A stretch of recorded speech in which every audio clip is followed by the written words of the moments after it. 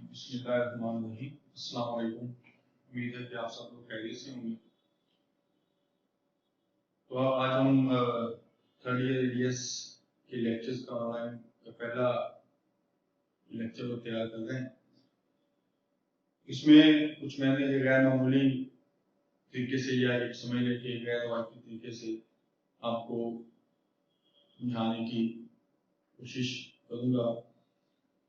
इसमें हम ये देखेंगे कि जो हमारे पास प्रीवियस नॉलेज है उसको हम किस तरीके से इस्तेमाल कर सकते हैं। तो बाकी कितना हम अलिफ से या शुरू से इस चीज़ को शुरू नहीं करेंगे क्योंकि टाइम भी कम है और फिर शुरू से इसको आगाज़ करने का फायदा नहीं है।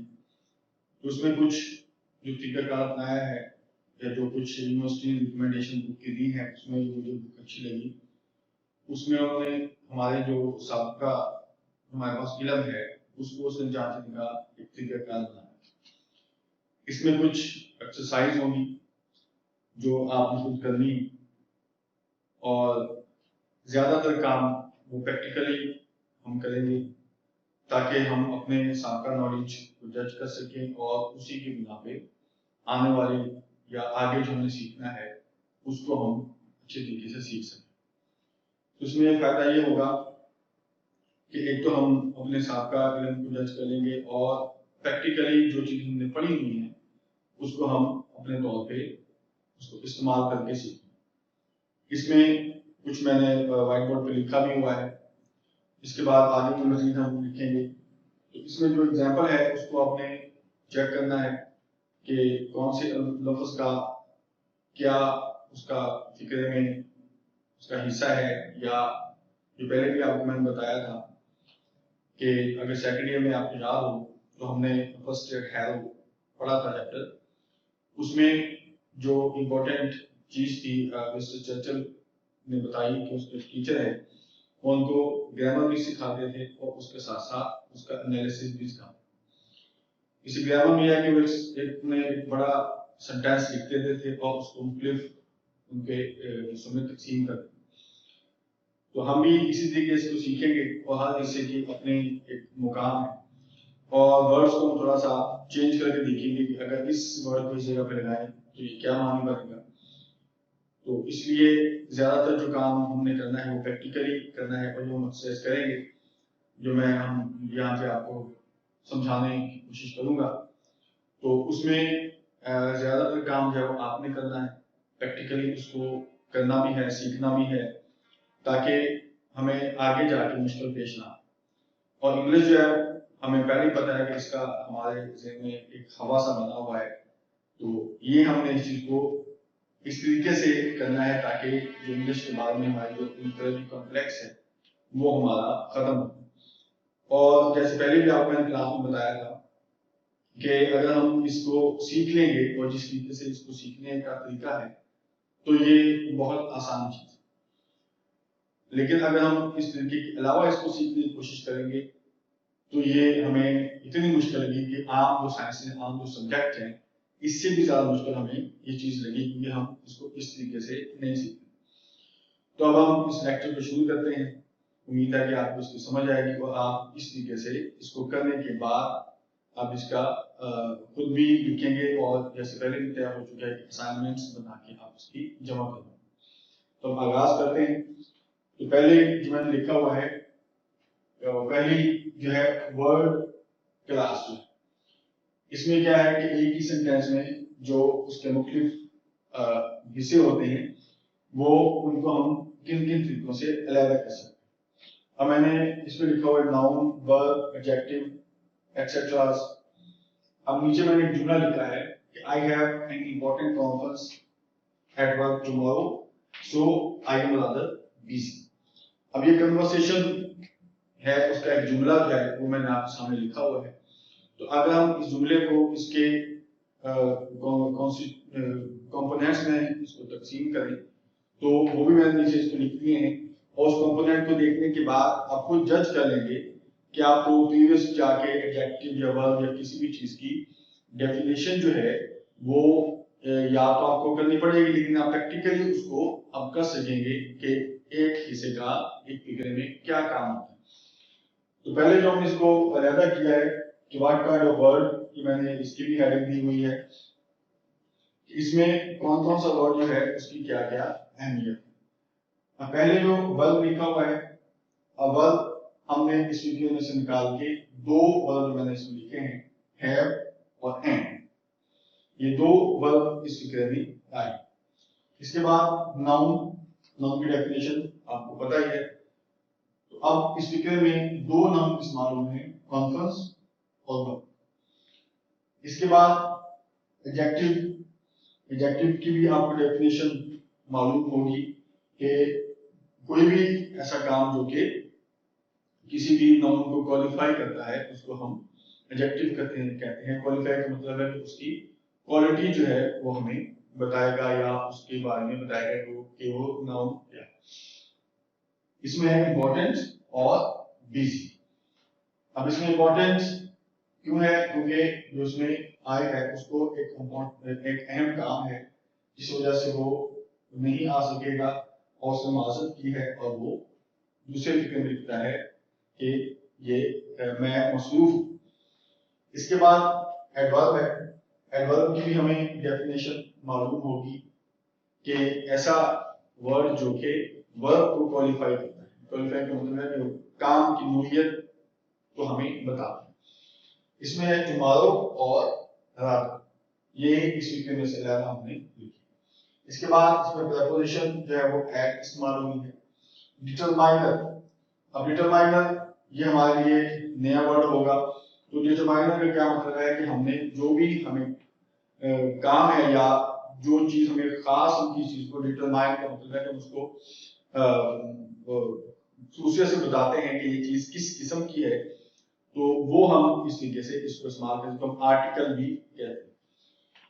एंड इसमें एक इस्तेमाल हुआ है प्रोनाउन, जो कि हम नाउन की जगह इस्तेमाल करते हैं। आई इसमें इस्तेमाल हुआ है और उसके बाद एक सो जो है। अब लिंकिंग वर्ड का क्या मतलब है कि इसने इन दोनों सेंटेंसेस को आपस में जोड़ा है जिससे ये लिंकिंग वर्ड बना। तो इसी तरीके से हम देखेंगे इसमें सो लफ्ज है वो लिंकिंग वर्ड इस्तेमाल हुआ है। तो इन अल्फाज को देखने के बाद हम ये जज कर सकते हैं कि इसमें कौन सा ऐसा वर्ड है और उस नोयत के किस किस्म के कौन से वर्ड्स होंगे जो कि हम आम जिंदगी में इस्तेमाल करते हैं और उनकी वैल्यू क्या है और उनको हम किस तरीके से फिक्र में इस्तेमाल कर सकते हैं। तो इसी तरीके से अब हम ये प्रैक्टिस करेंगे कि एक हम लॉन्ग सेंटेंस लेंगे, उसको उसके कंपोनेंट्स में हम तकसीम करते हैं। इससे हमें उसके मजीद नोयत के जो है वो हमें वर्ड्स है वो मिल सकते हैं। अब मैंने एक फिगर यहाँ पे लिखा है, तो आपने भी ये प्रैक्टिस करनी है कि इसी किस्म का फिगर आपने लिखने हैं और उनके कौन कौन से कॉन्स्टिट्यूट, उसकी कौन कौन से कंपोनेंट्स है, ठीक है, या उसके इंग्रेडिएंट्स कौन कौन से हैं और उनको फिर उनके इंग्रेडिएंट में तकसीम करते हैं। तो जैसे मैंने पहले कहा है कि हमने इसको एक गैर वाक़ई तरीके से शुरू करना है। इसका क्या तरीका होगा कि आप इन वर्ड्स को देखेंगे, आप फिक्रे को लिखेंगे और फिक्रे में जो जो उसके इंग्रेडिएंट्स हैं या कंपोनेंट्स हैं वो हमने उसको अलग-अलग करना है। इससे क्या हो जाएगा, प्रैक्टिकली आपको इस फिक्रे में जो वर्ड इस्तेमाल हुए हैं उनका ग्रामेटिकली क्या नेम है, हमने उनको किस तरीके से आपस में जोड़ना है, ये आपको पता लग जाएगा। और दूसरा, किस वर्ड को आप किस जगह पे लगाएंगे, उसके क्या माने हो जाएंगे।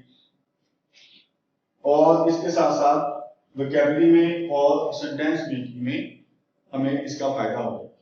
ठीक है जी, अब ये हमने इसको याद पढ़ लिया।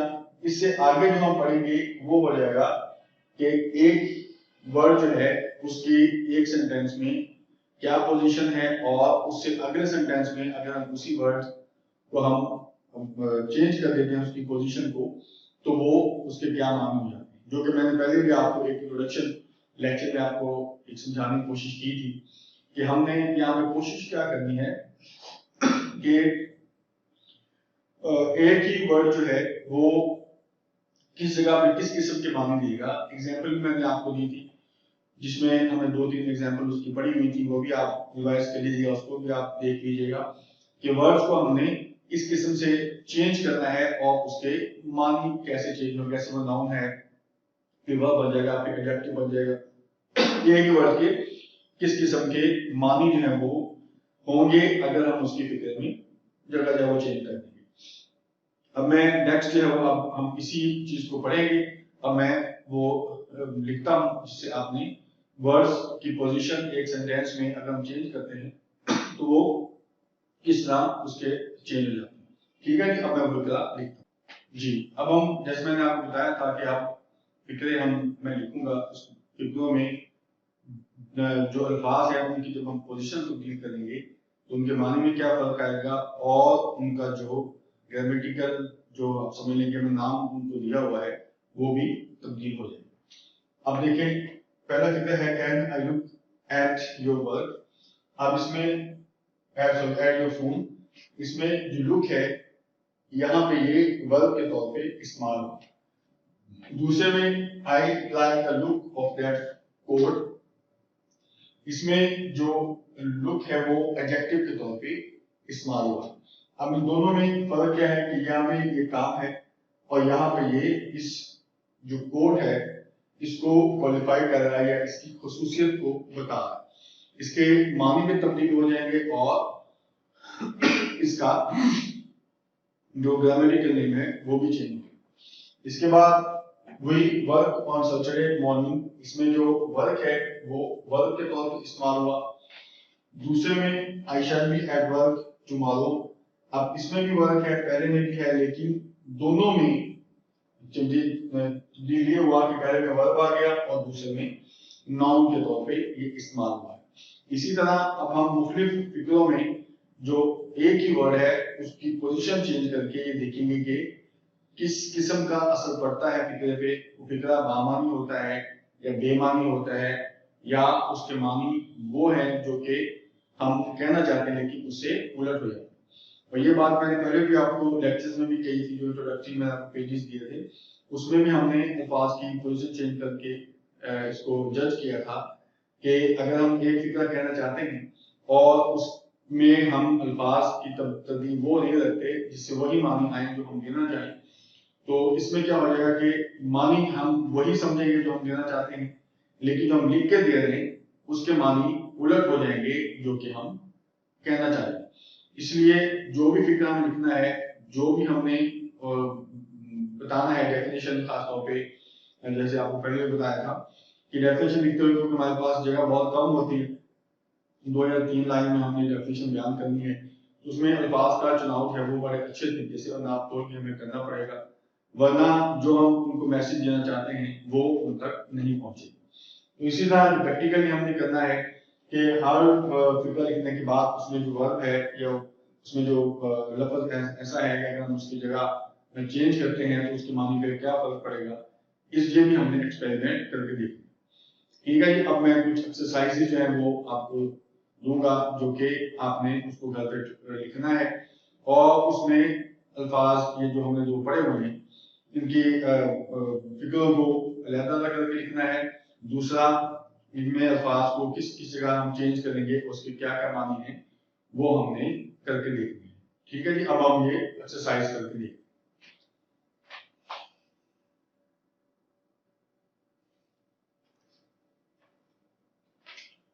जी, अब हम एक्सरसाइज की तरफ आ रहे हैं। तो पहली एक्सरसाइज जो है जो कि हमने वर्ड इन सेंटेंस के बारे में हमने पढ़ी थी उसको हम देखेंगे कि कौन सा वर्ड जो है वो उसका क्या नेम हम उसको देंगे, किस तरह उसके कंपोनेंट में उसको तकसीम करेंगे।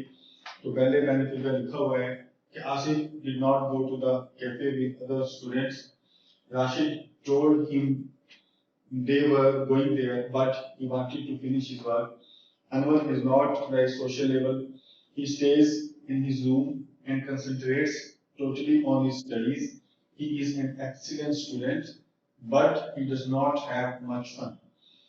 तो अब हम इसमें क्या करें, कुछ वर्ड्स मैंने अंडरलाइन किए हुए हैं और उनकी मैंने आपको थोड़ी सी एग्जांपल भी दे दी है कि टू जो है वो प्रेपोजिशन है और कैफे जो है वो नाउन है।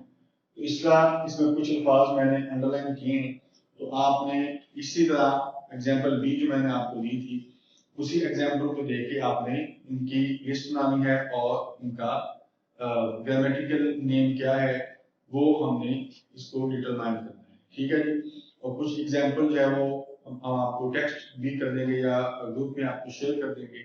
उन एग्जाम्पल को देख के भी आपने उसी किस्म का फिक्र जो है वो बनाने हैं और उनके जो वर्ड्स हैं वो हमने आइडेंटिफाई करने हैं, अंडरलाइंड वर्ड जो है कि कौन सा वर्ड जो है उसकी क्या वैल्यू है, उसकी क्या अहमियत है, उसको क्या नाम देंगे। तो इसी तरीके से जैसे पहले भी आपको बताया था मैंने कि हम प्रैक्टिकली इन चीज को करके देखेंगे तो हमें ज्यादा इसकी समझ आएगी। अब आपने ये एक्सरसाइज करनी है। इसके अलावा एक और सेंटेंस है या कुछ और सेंटेंस हम आपको टेक्स्ट में आपको भेज देंगे जिससे हम पता चल जाएगा या आप आइडेंटिफाई कर लेंगे कि कौन सा वर्ड है उसकी क्या अहमियत है। इस तरह कुछ एग्जांपल जो है वो हम वर्ड जो वर्ड क्लास है या वर्ड्स जो नाम है जिसे हम पार्ट ऑफ स्पीच भी कहते हैं उसकी कर लेंगे। और कुछ जो है वो वर्ड जो है वो जो लफ्ज है वो एक फिक्रे के अंदर इस तरह अपने माने तब्दील करता है, वो भी हम कुछ एक्सरसाइज उसकी कर लेंगे, ठीक है जी। तो कोशिश हम यही करेंगे कि हम आपको वो चीजें टेक्स्ट कर दें ताकि आप उसको अच्छे तरीके से देख लें और आप उसको लिख लें। अब हम दूसरे एग्जाम्पल की तरफ आते हैं जिसमें वर्ड सेंटेंस है वो हम देखिए।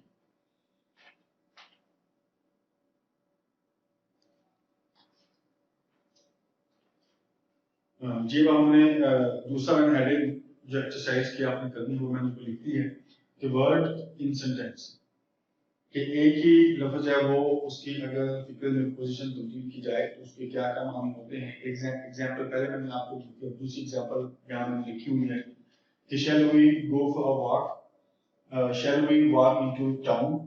अब इसमें पहले में जो वॉक है वो नाउन के तौर पर इस्तेमाल हुआ, दूसरे में जो वॉक है वो वर्ब के तौर पे इस्तेमाल हुआ। तो इसी तरह कुछ अल्फाज कुछ वर्ड आपने भी सेंटेंस बनाने हैं और कुछ सेंटेंस में भी आपको एक्सरसाइज के तौर पे आपको मैसेज या टेक्स्ट कर दिए जाएंगे जिसको आपने अल्फाज चेंज करके देखते हैं कि कौन से अल्फाज का मानी वहां पे कौन सा बनता है, ठीक है जी। ये एक्सरसाइज आपने लाजमी करनी है और इसको कोशिश करनी है कि खुद करें। अगर आप नेट से सर्च करना पड़े तो वहां से आप कर लें। इससे एक तो हमें चीजों को समझने का मौका मिलेगा, पढ़ने का शौक पैदा होगा और जो इंग्लिश हमारे जहन में हवा बना हुआ है उसको हम इस तरीके से खत्म कर सकते हैं, ठीक है। आज का लेक्चर यहाँ पे खत्म होता है। उम्मीद है कि आपको समझ आ गई होगी। अगर फिर भी कोई आपका सवाल है या किसी को समझ ना आए तो आप रब्ता कर सकते हैं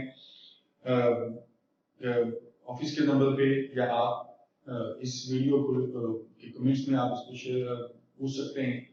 और किसी भी किस्म का आपके पास इससे रिलेटेड कोई सवाल हो या कोई समझ ना आई हो तो आप बिला झिझक पूछें। कोशिश करेंगे खुद करें, कॉपी ना करें, पूछ के करने की कोशिश करें ताकि आपको समझ आ जाए। उम्मीद है कि आपको ये चीज समझ आ रही होगी। नेक्स्ट लेक्चर भी हम इसी बारे में यहाँ से प्रैक्टिस शुरू कर लेनी है।